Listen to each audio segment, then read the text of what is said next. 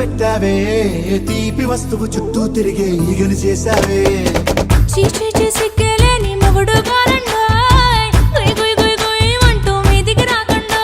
why గంపెడి పిల్లలతో ఇంటిని నింపావే సాపాదిండు సంసారాన్ని మేడెక్కించావే